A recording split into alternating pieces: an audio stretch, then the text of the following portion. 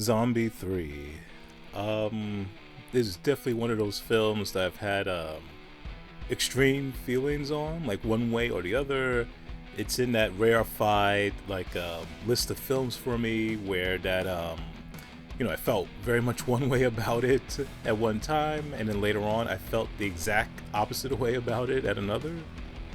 When I first saw Zombie 3, I was, I think, 15, going on 16. I don't think I turned 16 yet. I had believed at the time that it was a sequel to Lucio Fulci's masterpiece Zombie, also known as Zombie 2. But by the time the film was over, after my first viewing, I felt, I don't want to say cheated, that's the wrong word, but I felt very, very, very disappointed. Very disappointed, very underwhelmed. Most of that I could say now came from me expecting it to be one type of movie and I got another. But it was just other things about the film, like I don't know, at the time that just I guess bothered me one way or another. I didn't think it was all that interesting. I didn't care for the characters.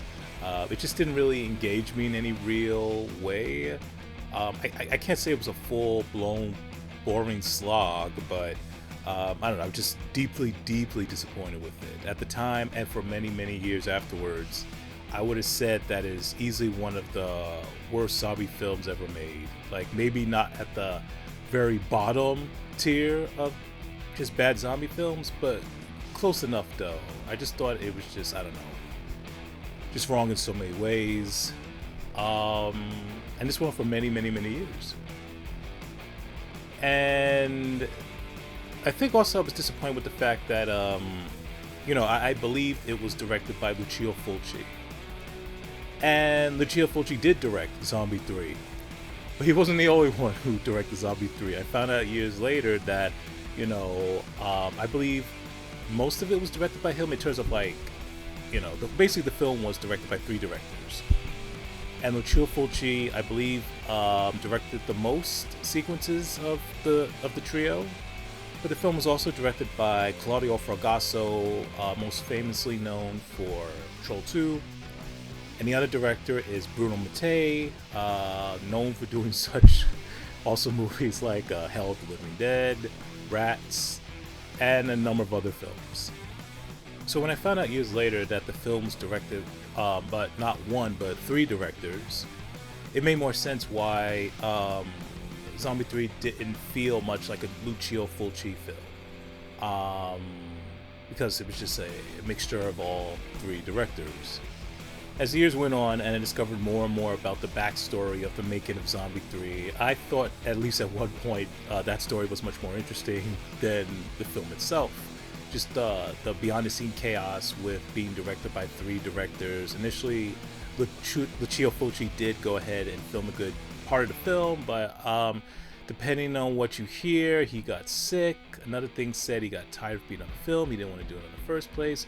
I'm not really sure what's the true reason why Lucio Fulci left, but whatever the reason ultimately is, 2 other directors took over, and then each one did their own thing, and it just explained a lot to me why the film felt so, when I first saw it, so disjointed, so unfocused, just so lackluster in terms of having a vision. And it definitely made sense, why it wasn't a direct tie-in to Zombie 2. Then again, even Lucio Fulci had finished making this film. It was clear, from his intention and others, this was never going to be a direct sequel to Zombie 2 or Zombie. I had the opinion that Zombie 3 was one of the worst, or at least zombie films ever made until a few years ago. And I was looking at some videos on YouTube that were focused on Zombie 3. I think they were review videos. And I think maybe one of the videos I saw was, I don't know if it was Red Letter Media. It was somebody's video and it was showing scenes from the film. I'm pretty sure it was Red Letter Media, but I'm not 100%. And I'm like, wow, this film actually looks kind of interesting. I don't remember any of these scenes, these cool scenes, that they were showing in the video about Zombie 3. I didn't remember any sequences. I didn't really remember much about Zombie 3. There are certain sequences that have always been like seared into my consciousness. I never forgot from watching it all those years ago, but a lot of the movie was just a blur to me. And so looking at the positive reaction that the reviewers had of Zombie 3, in addition to seeing the craziness of the scenes they were showing, I'm like, maybe I should give this film another shot. And then I saw another review on on Zombie 3, and it looked really interesting. So I went ahead and I decided I'm gonna go ahead and see this film again. I'm gonna give it one more shot. And so I told one of my brothers for Christmas, you can go ahead and get me this for Christmas. A Blu-ray of Zombie 3. Now, I'm certain my brothers were probably thinking, they knew how much I did not like this film, and they were probably thinking, why would he want this for a Christmas gift?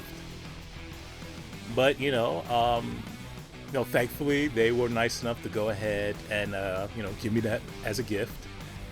And I had watched it again for the second time, and when I saw it again, I absolutely really, really, really liked it a lot.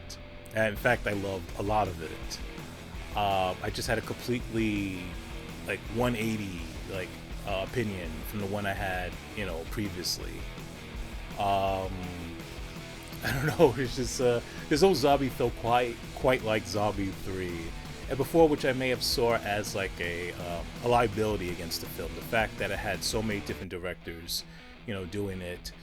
I thought with all the mixture of people not being on page of what they wanted, that it was a detriment to the film. And now I actually see it as a big positive. The three directors, different visions. But I think this time why I didn't have a problem with it, because I think this time around, the second time around I saw it, it just gelled for me. The visions together, the differing creative choices, it just was seamless. It's all varying in terms of what each director wanted, what Fugasso wanted, what Fulci wanted, what Mattei wanted, but it just blends into this beautiful marriage of madness, this film. I mean, you would think it's a comedy with crazy stuff in this, and unintentionally it could be seen that way, but they were really playing it very straight, and I think that's also the appeal of it, that they were playing it very straight, but it comes off cool and campy. The atmosphere is great in the film. Just the way the film looks.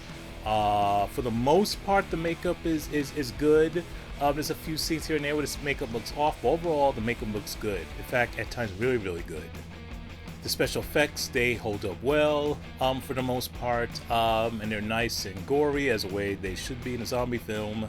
Best scene to me, maybe not necessarily the best FX scene, but the best scene involving FX, this really bonkers scene of this zombie head, disembodied zombie head, flying out of a refrigerator and just gnawing on someone. That is just some really crazy shit.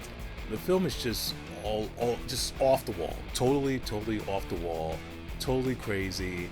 If I had to think of a tone, it's kind of some of it you can see Lucio Fulci's foreboding atmosphere from Zombie or from his Gates of Hell trilogy. It's definitely infused in there, but you also have the same visuals and tone that was seen in or reminiscent of the first Return of the Living Dead. There's some other films thrown in there as well, maybe a mixture of Reanimator. It's just a whole bunch of different flavors blended into this film. The characters in the movie aren't exactly the most memorable. There really isn't much to them, but some of them do stand out in distinctive ways and memorable ways. It has more so to maybe do with just the crazy, I don't know crazy, but just some of the antics they do on screen, just whether it's saying unintentionally hilarious dialogue that makes them stand out, or they do actions that make them stand out.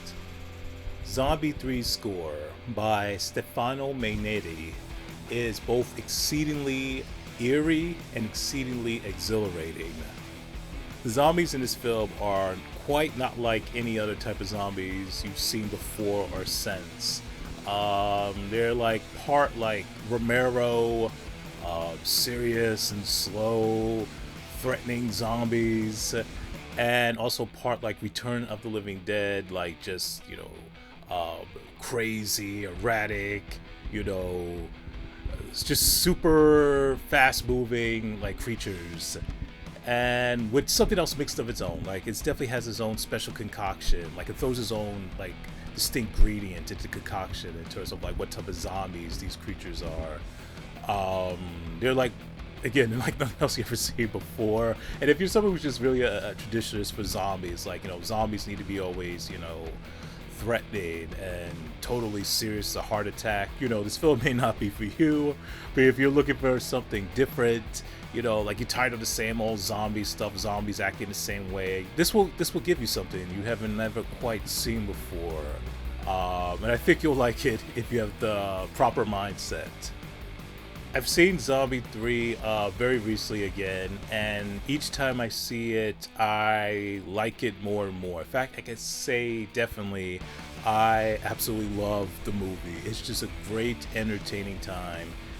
It's not quite on the top tier level of just like, I don't know, like ultra serious, ultra prestige films like the Romero series, but on an entertainment scale, it's just one of the best. It's a film I very much look forward to watching again and again and again. It's the perfect like crowd-pleasing movie. It's the perfect like crowd-pleasing if they love like just crazy, insane, off-the-wall bonkers shit. If they love like so bad it's good movies. If they love campy stuff. If they love 80s stuff. If they love zombie stuff. If they just love having a great time, Zombie 3 is a great pick to choose.